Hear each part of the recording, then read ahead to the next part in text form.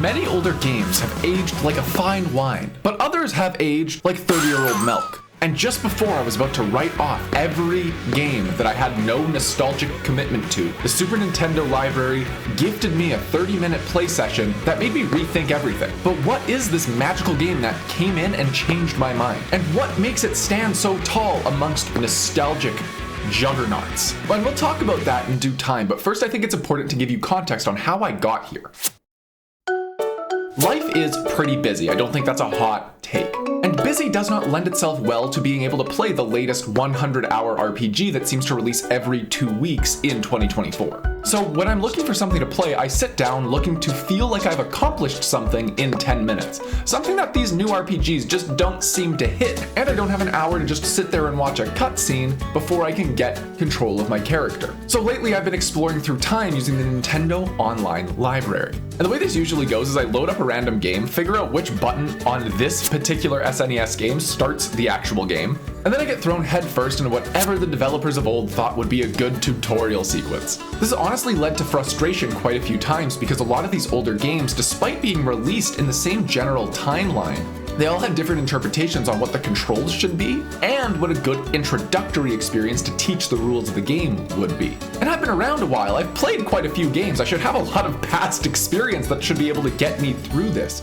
So that's why I end up skipping game to game. I often chalk things up to, well, that hasn't aged very well, and then I move on to the next one, looking to strike gold.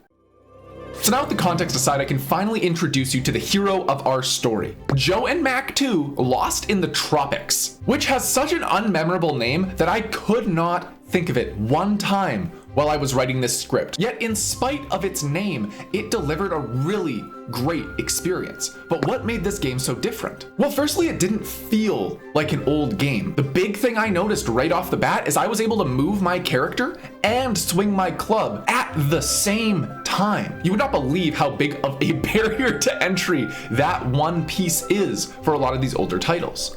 This freedom of movement allowed me to quickly get the purpose of the game, which was scroll right and beat things up. And this familiar approach to games is something that I could latch onto because I have experience here. Or at least, all of this started to happen when I was able to actually get to the first level, because this game is not without its faults. I can admit, despite the praise that I have thrown and will continue to throw at Joe and Mac, I did almost rage quit during the opening moments of the game. But why would I rage quit this? What was going wrong? This game suffers from the same thing that a lot of older games suffer from: forced, slow-moving text exposition. I will be honest, the only reason that I got through it is because I needed to go fill up my water bottle and get a snack. If I wouldn't have had that 5 minutes of just free time for this text to scroll, I don't know if I would be here talking about this. And I also say that as a word of warning if you're going to go and check this game out after. Expect to waste some time just watching text scroll. I will say the end result is worth it, but do be warned. But that major nitpick aside, let's actually talk about the game proper. What is going on here? What's the loop? What the heck is happening?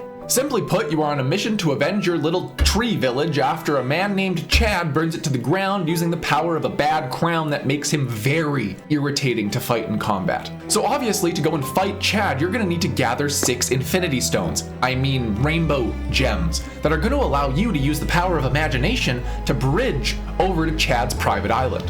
Now, I'll be honest, the levels themselves all felt distinct and well designed. They all each had a theme and they stuck to that theme. And at no point did I feel that the levels were overstaying their welcome. Each level was packed with a combination of fighting, platforming, and general collecting that made me think I had a more divine purpose than just scrolling right.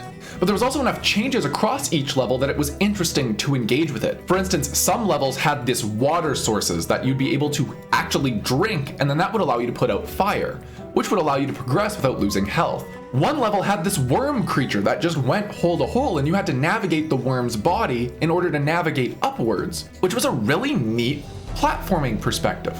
But overall, each level can be summarized as beat up the mean cavemen and dinosaurs, which you can eat the flesh of to recover health, until you eventually get chased by a giant main level dinosaur, which after running away from it, you are able to beat up in order to collect your Infinity Stone. And if that doesn't sound fun, I honestly recommend just going and trying it. This was one of the few games that I was sitting there just giggling at what was going on the screen throughout the entire play experience. It was just a good time. But eventually you rinse and repeat your way through enough biomes to get all of the Infinity Stones that you're able to summon that imagination bridge to go and fight the incel Chad within his own domain. But despite being this simple of a game, this is a game that I enjoyed more than some of the AAA titles that I've played recently. And the reason for that is I felt this game was actually respecting my time. I was able to go explore each level, but it wasn't for something as trivial as finding 1,000 Korok seeds that my completionist brain thinks, man, I better find as many of those as possible. But they also did reward my exploration with different power-ups that would be limited to the level that I was playing in. And let me tell you, finding that bigger club that allowed me to throw a projectile, which would streamline a lot of the remainder of the level, always felt good to find, and I always felt that I did discover something. And the best part of this is this entire game only took me about 4 hours to complete, which was about 2 or 3 game sessions for me. And that's the perfect thing that I'm looking for. I don't have 80 hours to spend across several months to go and get a coherent AAA story. It just felt really good to go and beat things up for a couple hours and not feel like there was a carrot named DLC that was going to be waiting around the corner for me, locking future content behind it. Honestly, this game did impact me. It makes me think that I might have been too hasty or skipped out on some other games a little too soon that I've already skipped past.